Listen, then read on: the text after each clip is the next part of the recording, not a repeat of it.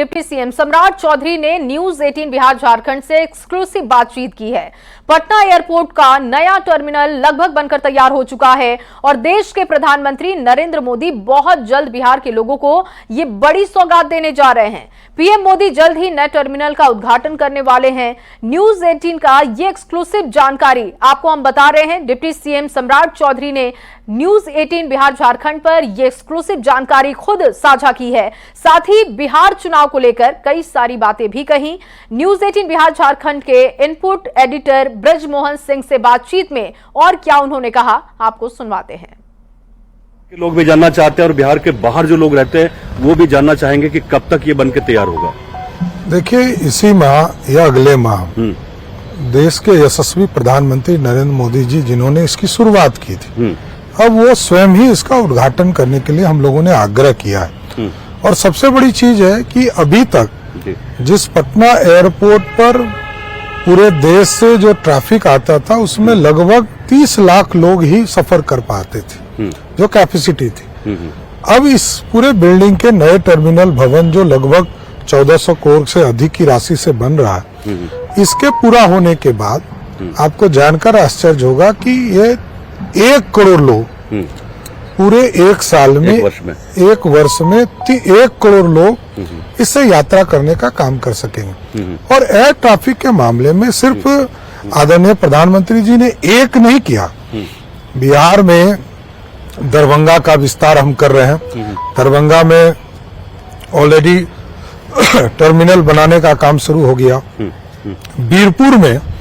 बीरपुर जो नेपाल से सटा हुआ केंद्र है, उसको भी हम बनाने का काम कर रहे हैं। रक्सौल, उसको भी बड़ा एयरपोर्ट, लगभग आप समझिए कि 3000 मीटर के रनवे पर हम लोग काम वहां शुरू कर रहे हैं। नीतीश सरकार का ड्रीम रहा है कि बिहार के किसी भी हिस्से से पटना आपको पहुंचना हो तो आप 4-5 घंटे में पहुंच जाए। क्या लगता है कि वो जो ड्रीम है उसके कहां तक हम लोग करीब पहुंचे हैं?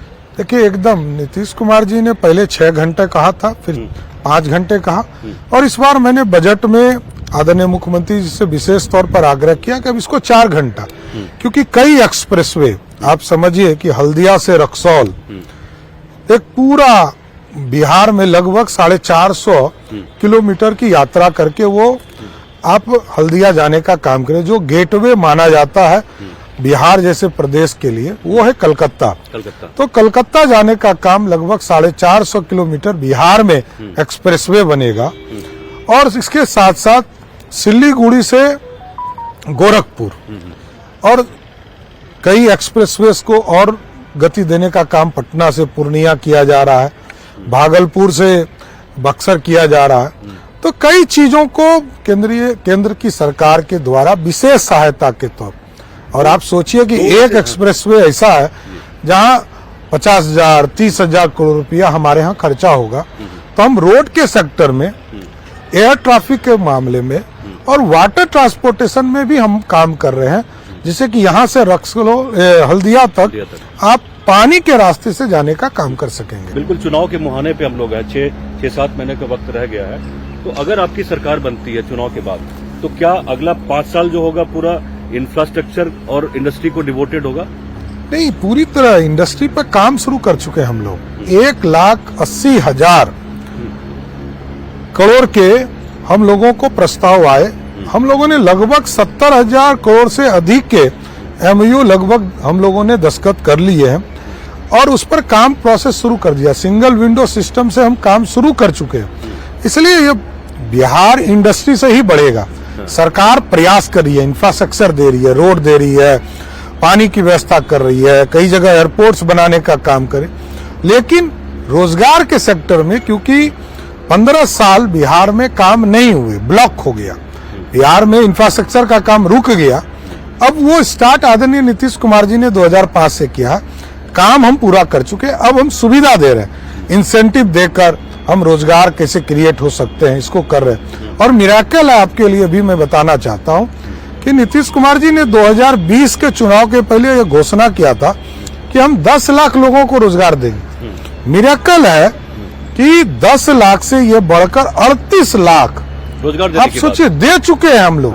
ये मिराकल है कि आज मुख्यमंत्री जी के नेतृत्व में यदि आप सोचिए कि 38 लाख लोगों को रोजगार देने का काम नीतीश कुमार की सरकार करे। तो विपक्ष का तो एक बड़ा मुद्दा आप लोगों ने छीन लिया, जो रोजगार को फोकस में रख के बेसिकली कैंपेन चला रहे विपक्ष थे। क्या है, बोलने वाले लोग बोलते रहे, कोई दिक्कत नहीं, बोलना ही चाहिए।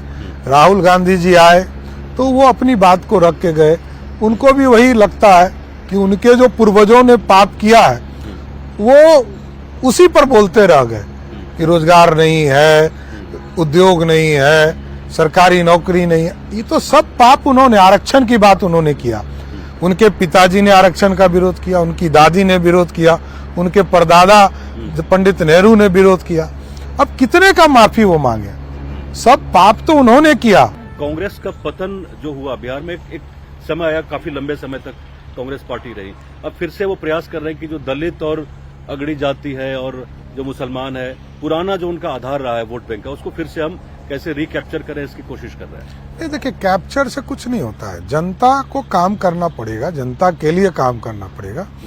नरेंद्र मोदी जी दिखते भी हैं कि उनके पास कोई पॉकेट नहीं है, जनता के लिए काम करना है। भारत की सरकार या आदरणीय मुख्यमंत्री नीतीश कुमार जी जब सत्ता में आए, आप दोनों को देखिए, प्रधानमंत्री जी आए तो उन्होंने जन कल्याण की योजना चलाई, संस्कृति का पूरा संरचना किया, राम मंदिर भी बने और बाबा साहब भीमराव अंबेडकर के लिए भी पंचतंत्र का पूरा योजना लागू करने का काम किया गया। इसलिए सामाजिक तौर के साथ साथ सांस्कृतिक विकास भी करना पड़ेगा, तो इंफ्रास्ट्रक्चर के लिए भी काम करना पड़ेगा और गरीबों के कल्याण के लिए भी काम करना पड़ेगा। बिहार में माँ सीता की बहुत बड़ी विरासत है, एक ऐतिहासिक विरासत है हमारी, तो उसको लेकर प्रधानमंत्री और नीतीश कुमार जी का क्या विजन है, किस तरह से? एकदम स्पष्ट है, नरेंद्र मोदी जी की सरकार विष्णुपद मंदिर के लिए कॉरिडोर बना रही है, भगवान बुद्ध के लिए कॉरिडोर बना रही है, राजगीर जिसको जलाने का काम खिलजी ने किया था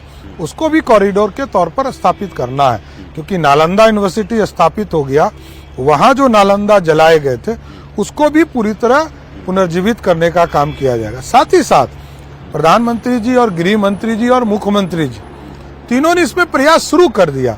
और आपको जानकर आश्चर्य होगा कि प्रधानमंत्री जी ने लगभग 100 करोड़ रुपया उपलब्ध कराया है, मुख्यमंत्री जी ने लगभग 200 करोड़ रुपया उपलब्ध कराया है और माँ सीता के लिए भव्य मंदिर स्थापित, तो इसकी पूरी कल्पना हम लोग कर रहे हैं, मास्टर प्लान बना रहे हैं, जमीन अधिग्रहण का काम लगभग 50 एकड़ कर रहे हैं।